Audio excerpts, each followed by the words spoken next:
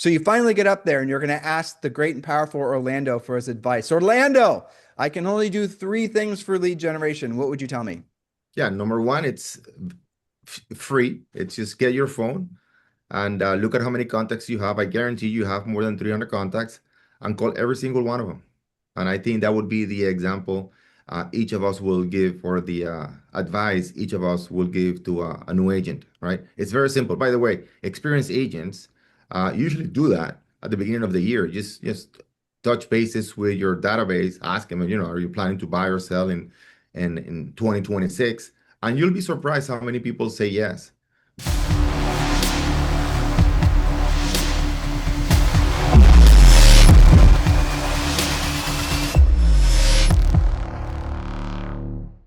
Welcome back. It's Tim Harris, and this is, of course, your favorite weekly real estate podcast. This is PowerHouse Talk. We're not going to waste a lot of time with the entry here because we have an enormous amount of really urgent real estate news that all of you want to be focused on. There's so much that's been happening. And as far as mortgages and all the rest of it, we're going to hit the high points. We are going to focus on what it's going to take to get you into motivation. But in order to do that, we know get you into action. But in order to do that, we know you have to be motivated. But what you mostly have to be done, have had happen in your life is to be educated. And that's what this podcast is all about. So we're going to focus today on important real estate news. We're going to focus on it's 2026. If we're going to ask our panelists what the top three things they would be doing for lead generation, and the top three things that are maybe a complete waste of time that agents are still trying to get to work in 2026, so they should just forget about. Then we're also going to talk about, it's a year from now, what will be the most surprising thing in real estate over the last 12 months. Guys, let's skip segment one. For the sake of time, and let's go right to segment two. Let's go right to important real estate news. And without any further delay, Julie Harris is at the ready with important real estate news. Yes. How much would you like? Just 1 or 2 points, and then we'll No. Let's get it, because there's no bad Okay. news. It's all really good and incredible. All right. We'll do this relatively rapid fire then you guys can discuss if you like. All right. So mortgage rates fell. National average as of today is 30-year fixed mortgage rate about 6.1%. However, there are some people finding 5.87% on a 30-year fixed. That's great news. It's what everybody's been looking for. As a result, new purchase mortgage applications jumped 16% week over week.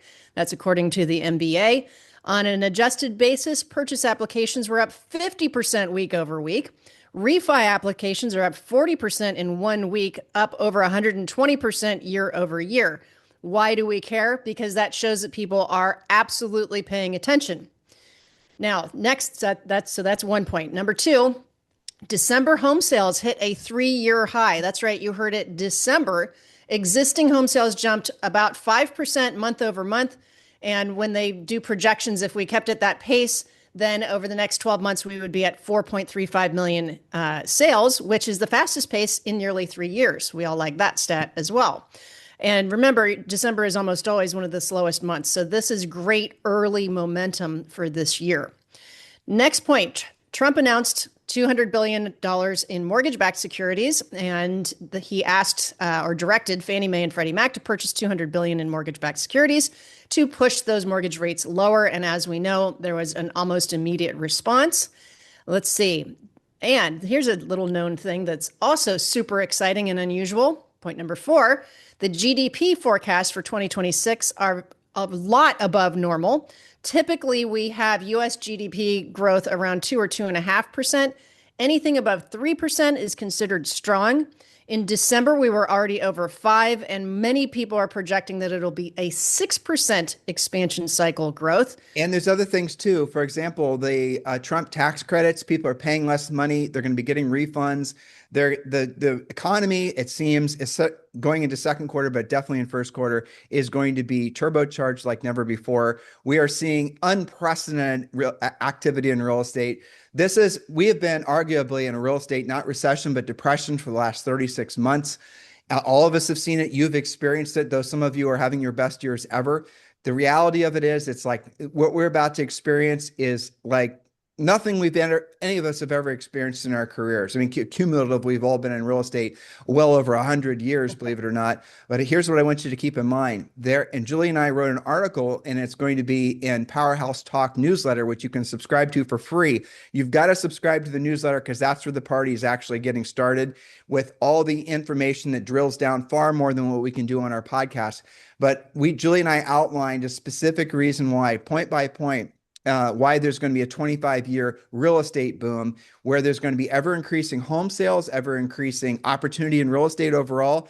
And if you're on the brokerage recruiting side, there's going to be a record number of non-licensees becoming licensed in order to handle the volume of real estate transactions. I know, Julie and I are the only ones that are saying this in the real estate industry, because after all, AI is going to replace everybody. But the simple fact is that it's not true. You are in the right place at the right time. So, Julie, anything else you'd like to add to that? And we'll pass the mic off to Chris Heller.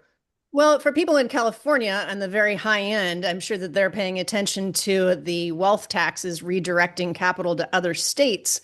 Remember, the proposed one-time 5% tax on net worth in California, combined with luxury transfer taxes and a bunch of other California stuff, is creating a lot of migration to places like Austin, Tennessee, Florida, et cetera. So, that's good and bad for those markets. I think it's mostly good, especially for places that have a lot of inventory like Tennessee and Florida, especially in the high end. Well, Julie, so, to tag on that, it's 5% over a billion, net worth over $1 billion. But yeah, the number one, that's not everybody, obviously, in California, but there are a lot. The number one EXP agent in California is a gal named Andy. And in her market, or it might be all of California, I forget which individual agent. And she is seeing, I actually have a coaching call later with her today. She's seeing an unprecedented number of pendings that she's never seen going into the year, and she's been in the business for a long time.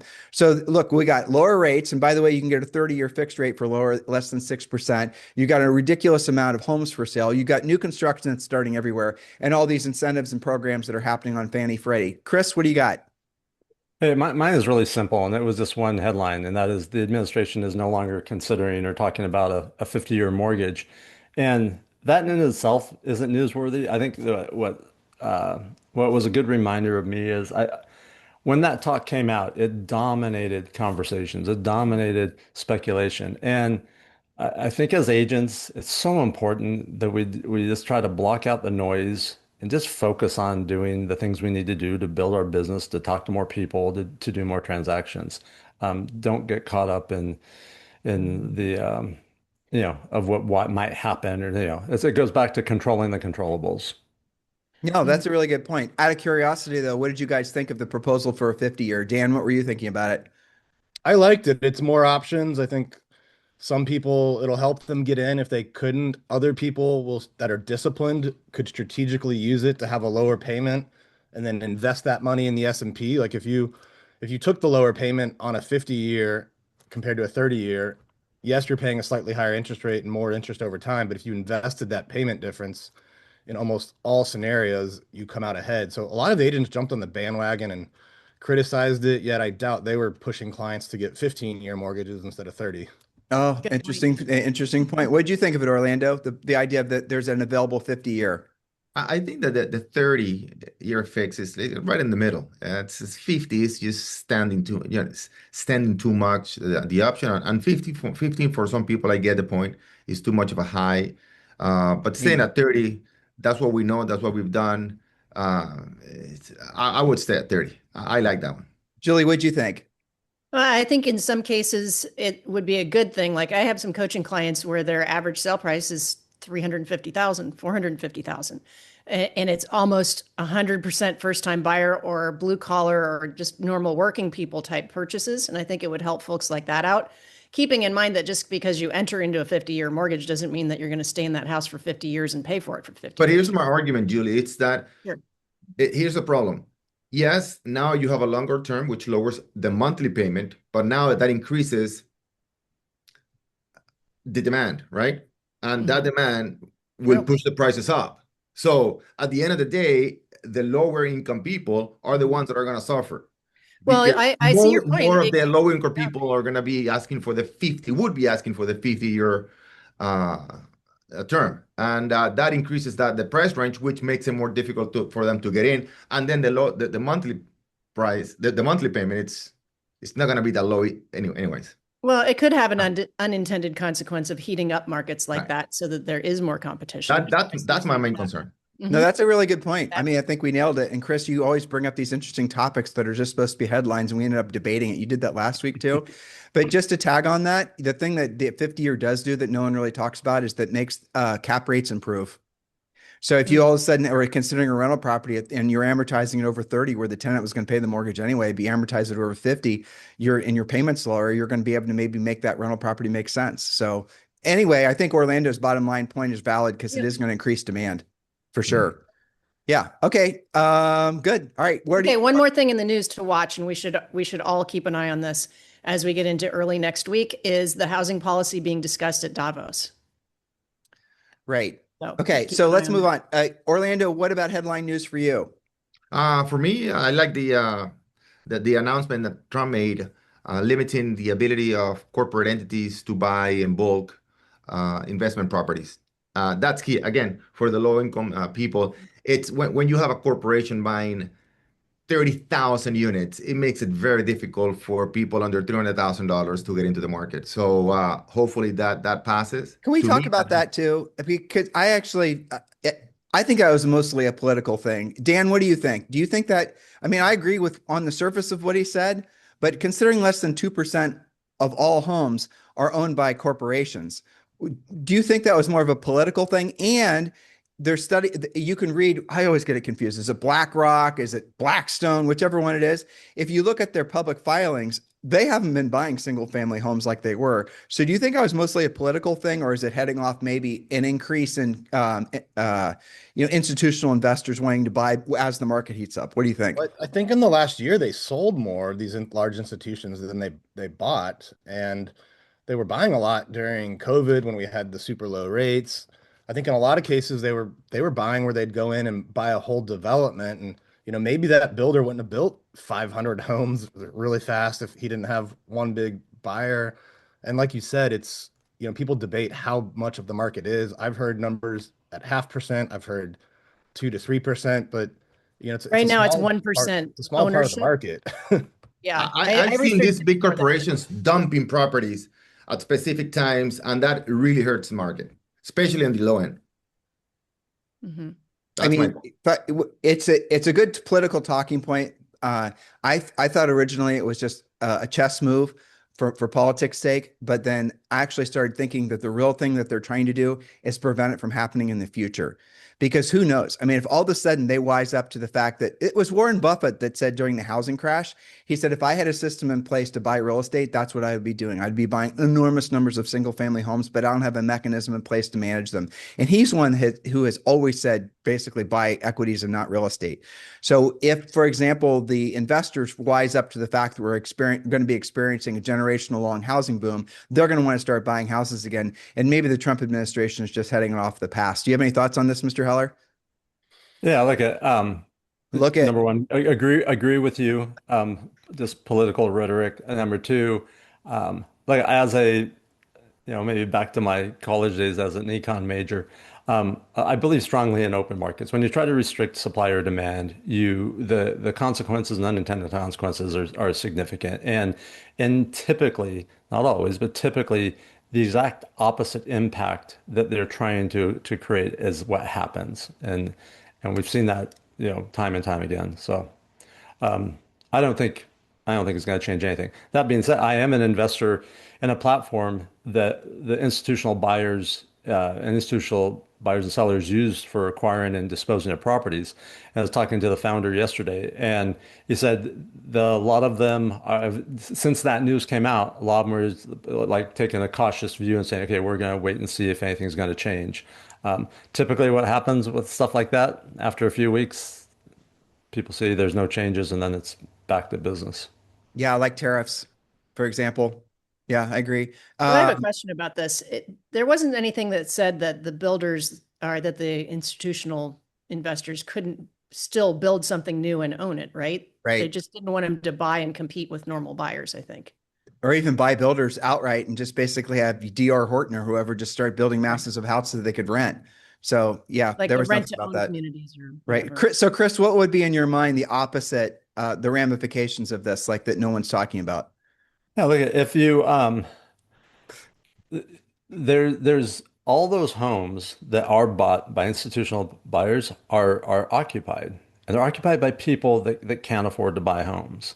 So if you take away a large supply of rental properties for people, of single family rental properties, that has a negative impact. And that negative impact, has a ripple effect, just like any negative impact does.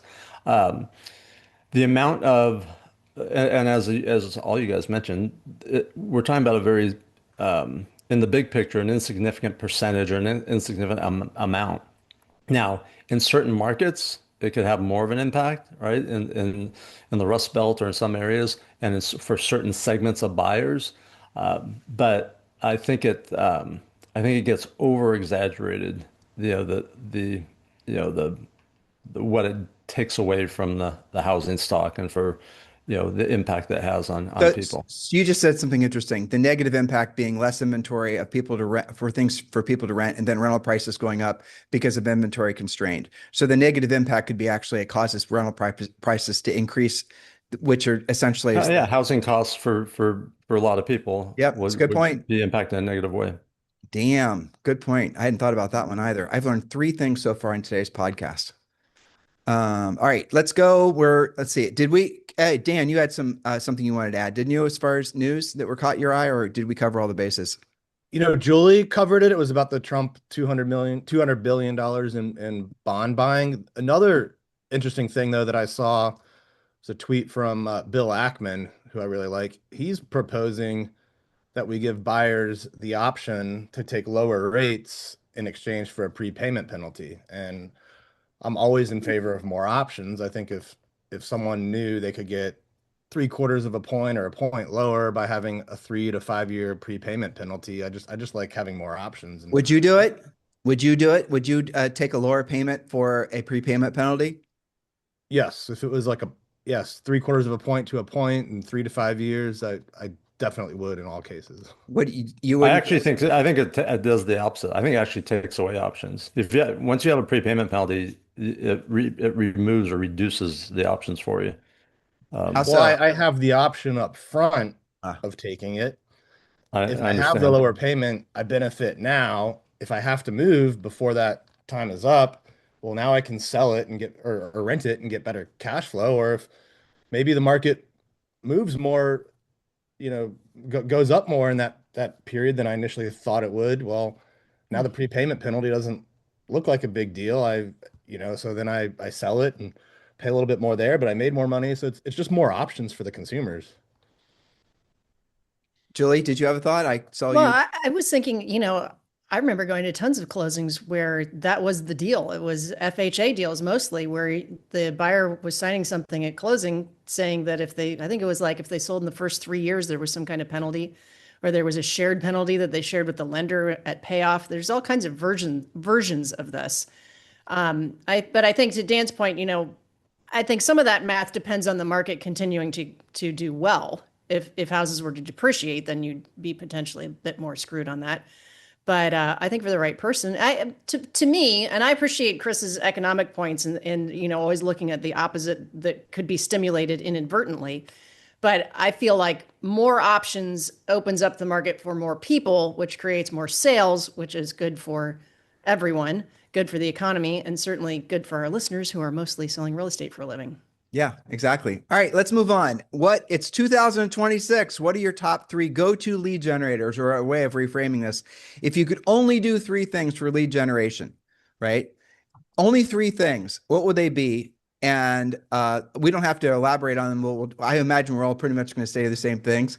Orlando, if you could only do three things for lead generation, you're fresh off you just got your real estate license, you're getting into the real estate business, you come across an amazing group called C5 Montiel organization. You stand in line for 2 hours, and this is actually how it is at one of Orlando's events. You have to stand in line for 2 hours, and then you get to take a picture with them. That does happen. So you finally get up there, and you're going to ask the great and powerful Orlando for his advice. Orlando, I can only do three things for lead generation. What would you tell me? Yeah, number one, it's free. It's just get your phone and look at how many contacts you have. I guarantee you have more than 300 contacts and call every single one of them. And I think that would be the example each of us will give, or the advice each of us will give to a new agent, right? It's very simple. By the way, experienced agents usually do that at the beginning of the year. Just touch bases with your database, ask them, are you planning to buy or sell in 2026? And you'll be surprised how many people say yes. Very few, the percentage is very small, but the number of people is quite large to get started in the year without spending any money. You As a want matter of fact, I would advise you to do that first before spending money in advertising, which, by the way, works. But start with the free thing and talking to the people that you're supposed to be talking to. So that would be number one. okay. Do you have a number two and three? Yeah, number two, it's easy, especially for the people that I work with. Facebook leads are extremely inexpensive, Mm. and that allows you to speak to so many people, improve your script, improve the way you communicate, understand your clients, what they need, actually what the desires are, and after that, once you have enough people, start doing live events. It's speaking instead of one-to-one, one-to-many, which is why I always try to teach other people. It's just instead of doing one-to-one presentations, uh, do large presentations, webinars, live events. On uh, what? Buying, how to buy your first home or whatever it is, how how to to, buy your first home. If you're talking to investors, how to, get whatever luxury. It doesn't really matter what type of property it is. It's just speaking to your demographic in large numbers of people. And large numbers of people start with 15, 20. And and all that, of a sudden, after doing it for a while, you'll see you have 150, 200 people looking at you in a webinar, which is recorded. You can play it 24/7 in your YouTube channel. You can cut it in different pieces and distribute it in different social media um, platforms, email. It works for so many things. And the number one thing is that the more you do of this, the better agent you become. You right. improve And you can your use, speech. and you can use Chat GPT to help you do it, writing questions. Absolutely, of Yeah. course. Now with ChatGPT, it's even easier. Yep, it is. But Heller, what would you do? Three things, or you can just name one thing. You guys can pick one up to three. Expired listings, out of area owners, and open houses. None costs money. You could drop me anywhere in the country. I could do those three things, and start yielding results immediately. Okay, quick role play, Heller. I know you're ready. Hello, I'm the seller. I'm going to take the easy route. Hello, Are you an out of area of owner expired. or expired? Okay. Expired. Yeah. Okay. Hello. Hi, is this Tim? Yes. Hey, Tim, this is Chris Heller. I'm a real estate agent. I know you are aware your home came off the market. Want to see when you're going to be interviewing agents for the job of selling it. Oh, Chris, you're like the 3,000th person to call today. We're just probably Are they knocking on your door too? a few of them. Yeah. Are they flying over your house with airplanes and banners? Drones, but yeah, Yeah. probably. Where were they when your home was for sale? That's what I want to know. Yeah, me too. Yeah. So Tim, I'm curious, if you had sold the home, where were you headed to next? Well, we are moving out of San Diego and we're moving up to Idaho. Idaho, that's exciting. And when did you want to be there? Well, ideally we want to be there by before the kids go back to school. Okay, that makes sense before they go back to school. So what do you think stopped your home from selling? Um, Actually, I'm not really sure. There was a lot for sale at the time, and that would be probably maybe too much competition. I really don't know. Yeah, in my experience, there's really only three things. It's either there's something wrong with the house, the marketing, or the pricing. And based on the photos, I don't see anything wrong with your house. Is there anything wrong with it that I wouldn't be aware of? You got me on that one. Okay. So that leaves two other things. Here's my suggestion. Why don't we set up a time, no obligation. Give me 15 or 20 minutes. I'll be able to tell you why your home didn't sell, but more importantly, I'll be able to tell you what it'll take to get it sold. And that way Right. you can decide what makes sense for you. And then you set the appointment, then you pre-qualify. Well, you already did pre-qualify. So here's the thing, guys. When Chris says you can drop him off in any town USA and give him a list of expireds, which costs nothing, and he can take expired listings, he's then going to follow up after he pre-qualifies. He's going to send a pre-listing pack, and he's going to go on basically the same listing presentation that he's done a million times. That all is free and it's skills based. So I don't want to get on my coaching pitch, but there you go. Thank you, Chris. That was awesome. You know what? You want to go with two more? Expireds is pretty much the home run. Oh no, the other two that I mentioned were out of area owners. Yep. And open houses.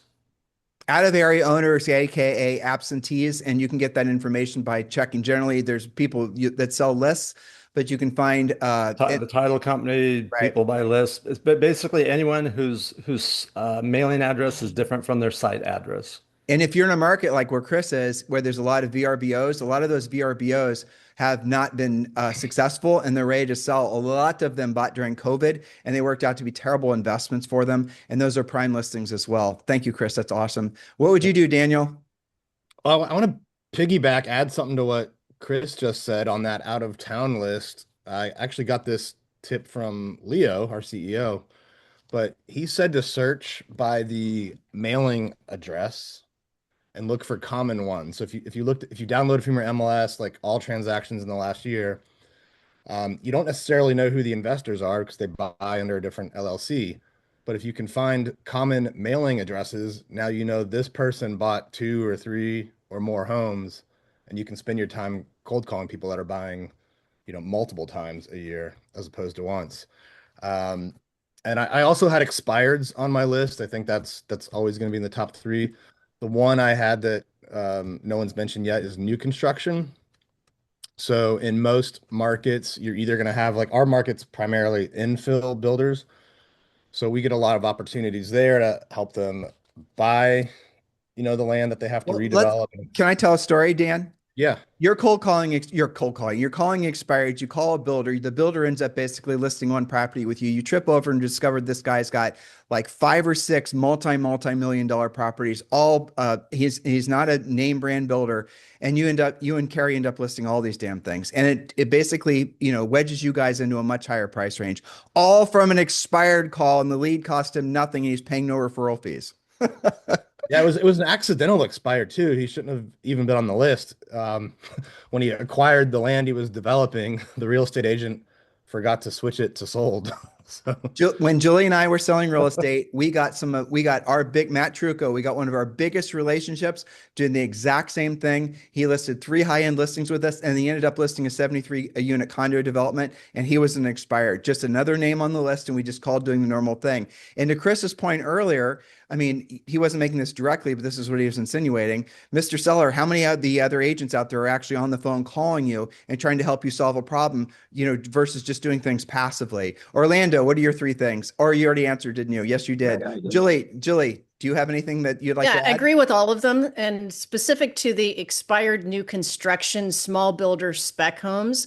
So one way you can do that is get into your MLS, do an expired search, but over your whole MLS, only have year built 2022 to present, and you'll find all variety of, like what Dan said. Maybe it was just some kind of fluky mistake where the land expired, but there's a spec on it. Nobody can tell what's going on.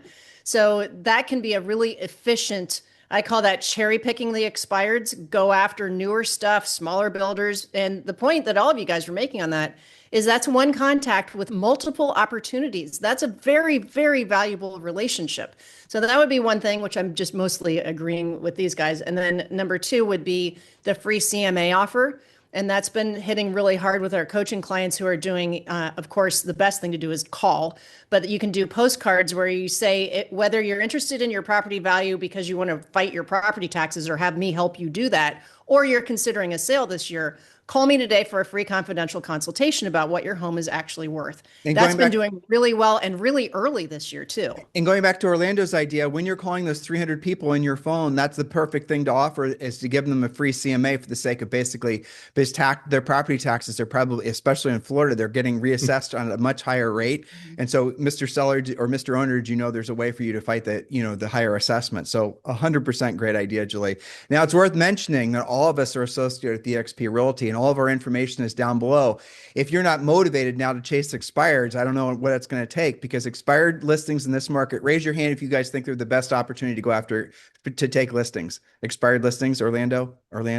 All right. Marcus, no, it's a great market though. So it's He's not going to raise his hand. All right. but But all right. The moral, that's the one. we have to have a holdout. All right. So the moral of the story is that in this marketplace, expired listings, it's a skills-based thing. How are you going to learn the skills?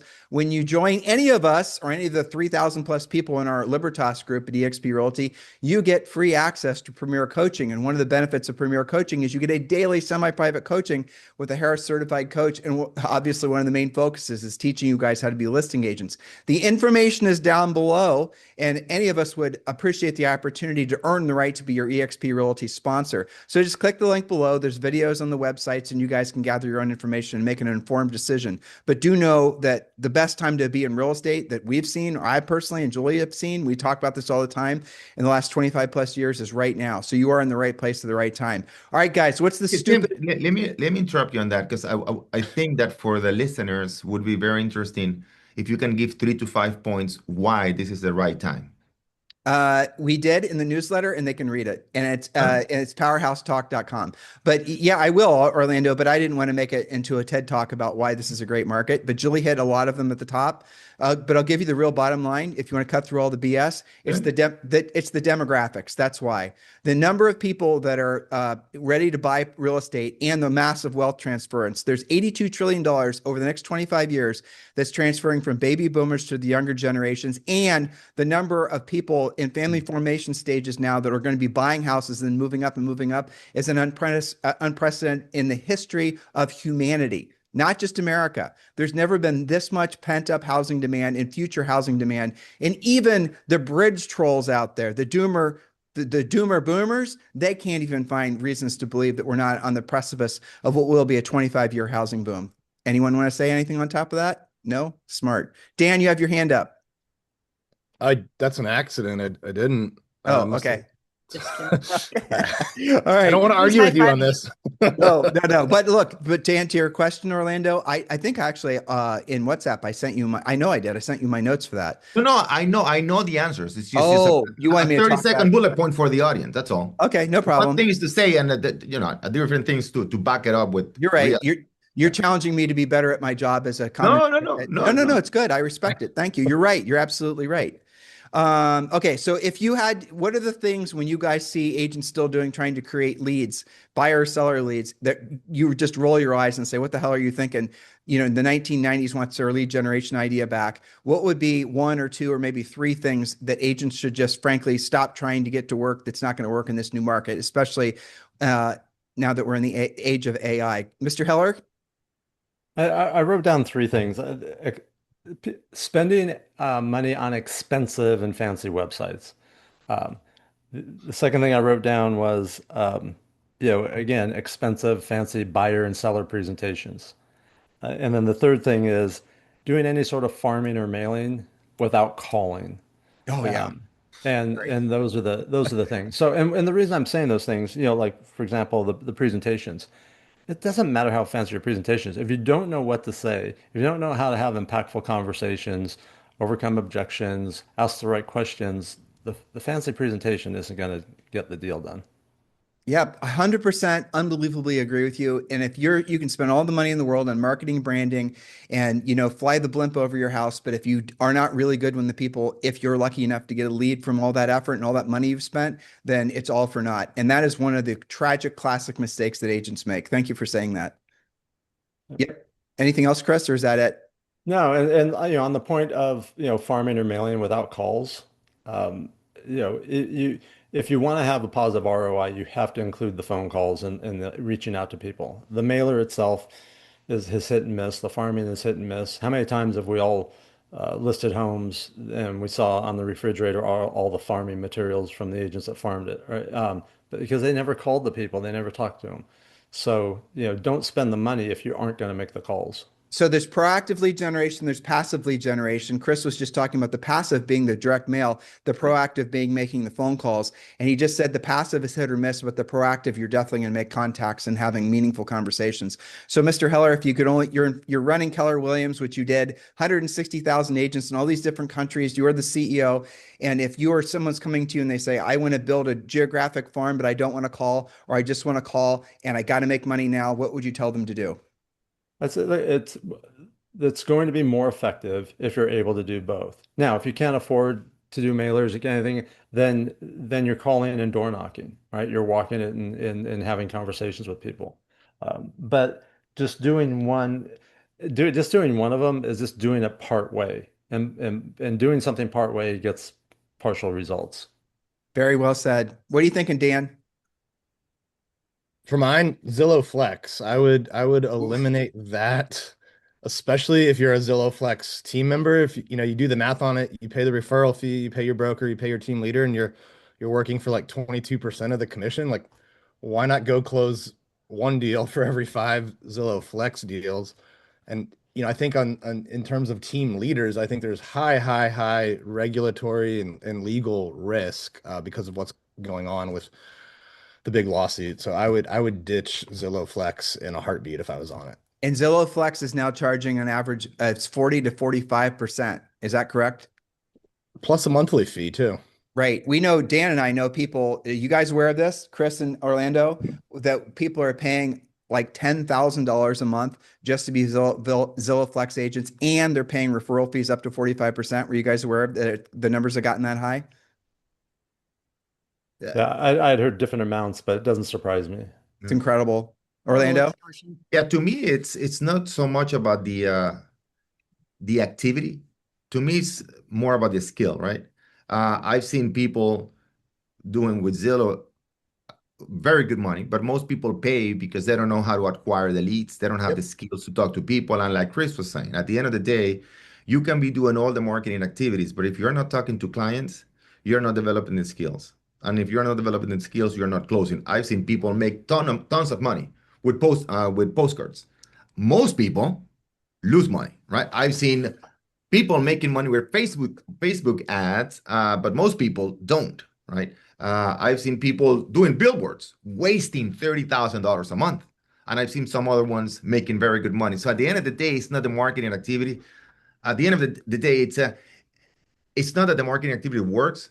You have to become the person that marketing activity works for. Let me give you, for example, Michael and Robin Gordon, who are the #1 agents in the mainline in Philadelphia, which is one of the most expensive markets in the United States. They do an amazing direct mail campaign. They've done it for as long as I've known them, 25 years. They have the skills, huh? Well, what you just said, I'm putting a line under it. But where they actually get their business from is centers of influence and past clients. Their business comes from the things that they've done, their centers of influence, and they do call them, they do see them socially. But the postcards basically they use the postcards as an enhancement. Would they get the business without the postcards? Most definitely. But they've just done it forever. And so ultimately, if you have to choose one activity, would you guys concur? And I think you all would, that it's going to be about the conversations that make the most difference, but knowing what to say and how to say it. At the end of the day, it's not just talking about the weather, it's talking about things that are going to be of service to other people that will lead to a real estate transaction. Julie, what are you thinking?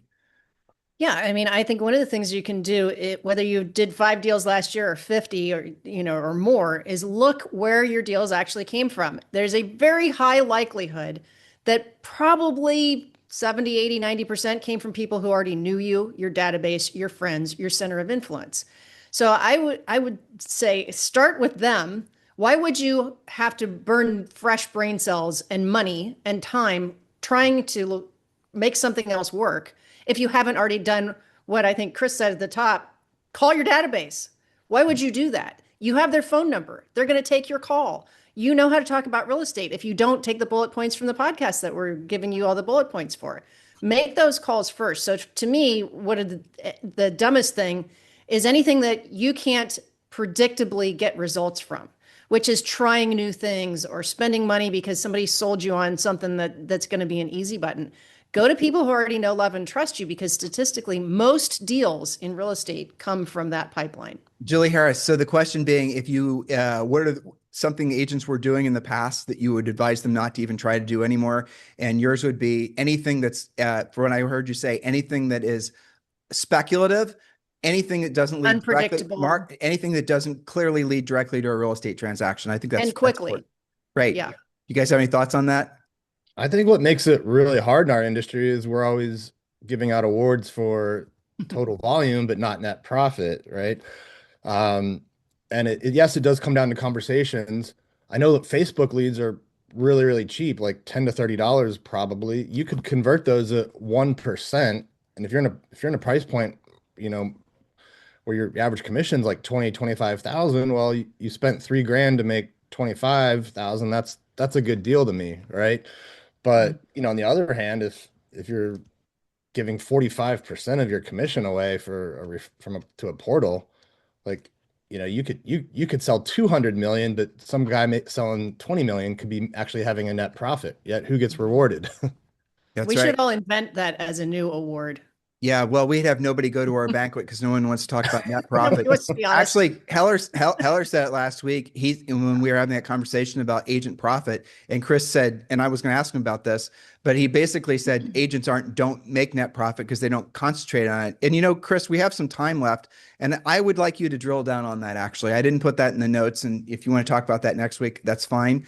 But I've observed what you've observed over the years, that the profit margins that even teams and agents are making, well, agents make a higher margin than teams, but teams in general, they've basically been told to accept a shittier and shittier margin. What are your thoughts on all this? Yeah, I think there's very few that truly, you know, take the time to take an honest look at it, right? And they're really good at justifying, really good. Well, I run a lot of other expenses in there. My wife's car payment isn't there, this or that. But they really don't understand, and even more so for individual agents, you know, because individual agents are just trying to survive or trying to do the next deal, and they're not looking at what their time is worth. They're not looking at, the mileage they're putting on and the exact expenses attributed to what they're doing every day. Um, but and Julie was hitting on this. If you can't measure it, you can't improve it. And if we don't take the time to measure either our activities or the financial health of our business, then whether it gets better or not is going to be by happenstance, not going to be because you're able to measure it and then take specific actions to do the things you need to do. There's a It's great just, book. There's a great book that Julie and I recommend, but everyone hates it. So I'll just tell you that. It's called Profits Aren't Everything, They're the Only Thing. I've literally never suggested that book to anybody who's come back and said, thank you for having me read that. They all have hated it. And they've hated it because it's constant. The whole book is pointing out all the flaws in their thinking with regards to profit. The whole I build it, they'll come, the branding thing, all these little myths about business building. It all gets dispelled because it puts Dan's point, it puts everything, flips everything around. And the litmus test of how successful you are as a business owner isn't your volume or your units even, which flies in the face of brokerage. I get it, but you're an actual net profit. All right. So segment 5, it's a year from now. What will be the most surprising thing that happened in real estate over the last 12 months that no one sees coming? Dan. I think we're going to get more builder incentives. And yeah, I'm excited that Trump's on Truth Social, like all capsing different proposals like twice a week now. But I think they're going to look at regulations, and because that's where 40% of the multifamily cost is. That's where 25% of the single family cost is. And I think we're going to see more incentives for builders, lower costs for them to build, lower rates, more transactions. Thank you for your attention to this matter, Dan. Chris, 12 months from now, what will be the one thing that everyone's talking about that happened that will surprise everyone that no one's expecting? I actually, and not to be, contradictory, I actually think the opposite's going to happen, that the costs are going to go up, and the costs are going up from labor to materials and everything else. But the thing that when you ask that question, the thing I was thinking about more from a industry or an agent's perspective is that people are talking a lot about, AI and the role of the agent and everything else. It's not the AI or the technology that's going to cause agents to miss out on opportunities. It's more, and I don't know if this is the right word, but the word that keeps coming in my head, it's distribution. It's being the ones that are building the relationships with the consumers. there are more and more companies building relationships with consumers before they ever get to the agents. And because of that, those companies, those platforms, those products are then able to influence what the consumer does and where they do it. And that means fewer opportunities for the agents that aren't, proactively going out there and building more relationships. So I think agents are going to start to, a year from now, they're going to go, wait a minute, what happened? I'm doing all the things I did before, but the results are dramatically less, and they're going to wake up too late. So, in case you guys missed the subtle point of what he was saying, the passive lead generation and the digital and the waiting around for people to call you and the branding and all the social media, Chris, if I overstated, head me off the pass, is going to be ubiquitous and is going to be to the point where everybody and their brother and their dog can do it. So the place to generate the most meaningful leads is what Orlando said, what everyone said. It's going to be face to face, belly to belly, voice to voice. That's the only place where you're going to have a level playing field. And I got great news for you. Your competitors won't be doing it. Julie, what do you think 12 months from now? Thank you, Chris. That was awesome. Yes. I would say the most surprising thing will be that we have north of 4.5 million sales again, maybe Come as on, close as people. 5. Look at Orlando. He's not going to Assuming- give us any sort of not I no, know. not It expired. could be new He doesn't want- construction too, Orlando. He doesn't No, want no, more I just, home I sales. just don't think. Go ahead, just finish the Okay, point, for and then many I'll give my reasons. point. Now, I have a caveat to that. Assuming that we can keep inventory levels high enough to actually achieve that level of sales, which means that the builders have to be building. It means people have to be selling, and we have to get out of this whole lockdown syndrome with not wanting to break up with the low rate. So there's a lot of things that have to happen, but I believe, and we'll see as all of these new policies roll out, I believe that we could create the perfect storm of low rates, higher inventory, and enthusiasm, and that we could end up between 4.5 and 5 million sales. Well, it's already happening, right? And you could kind of scale it out. All right. So anybody else? Orlando, 12 months from now. I think in 2026, it's going to be very similar to 2025. And I think a lot of people are banking on 2026, like every year, right? This year is going to be amazing. So my advice is, listen, I think it's going to be like 2025. It's not going to be an easy year. Hopefully you guys at the end of the 12th month say, I told you it was an amazing year. So much, prices went up, so many properties for sale. Great. That makes the year much easier. But I'd rather you prepare for a year that is going to be very similar to 2025, very low inventory, not easy to get financing as it was before, and prepare yourself. Because if you do, it doesn't really matter what happens in the economy. You're going to do well. But Orlando, in Miami, there's no shortage of inventory, and you can get a mortgage. Miami's a tough market right now. It Very is, tough. but there's no shortage of inventory. Number two, the interest rates, inflation, Chris, you said earlier, the inflation print just came out is lower than what was expected. And I'm not trying to debate with you guys. I'm just trying to make you feel more optimistic. And interest rates are definitely going down. You can get something starting with a 5, and you can get a mortgage with 3% down payment, and the credit scoring thing is making it so more people qualify for mortgages. Yeah. So but what I'm trying to say is that do not rely on that information to be a little bit. what you're saying is If hope for you the best. worry a little bit, I think Right. in my case, and if you worry a little bit, you prepare more. No, I agree. I was a boy. Easy. I was a Boy Scout, and the way we used to say it, and Dan was a freaking Navy admiral. So, but you basically hope for the best and you prepare for the worst. That's what you're saying. Hope for the West. What's the name of this guy? Intel, right? Only the paranoid survives, right? Yeah, it's good. All right, listen. You guys have any closing thoughts, or can we wrap? I guess no closing thoughts. Any thoughts whatsoever? Good energy. Talk good to more energy. people. Oh, yeah. Nothing more bad people. happens if you Right. talk to more people. So listen, Exactly. right, exactly. That is true. And that is one thing you can control, and you don't wait for the portal to send you a lead That's and my worry point. about what their referral fee is going to be. So listen, guys, here's the bottom line. And you do subscribe to the newsletter. It's powerhousetalk.com, and you'll get all the outlines and the notes from today's show. We're not showing you the spreadsheet that we're not frankly covering. We're covering maybe half the points that we've all written down. We're trying to keep the show to less than an hour. So here's the bottom line for all of you. Subscribe to the newsletter. It costs you nothing. PowerHouseTalk.com, and the link is down below.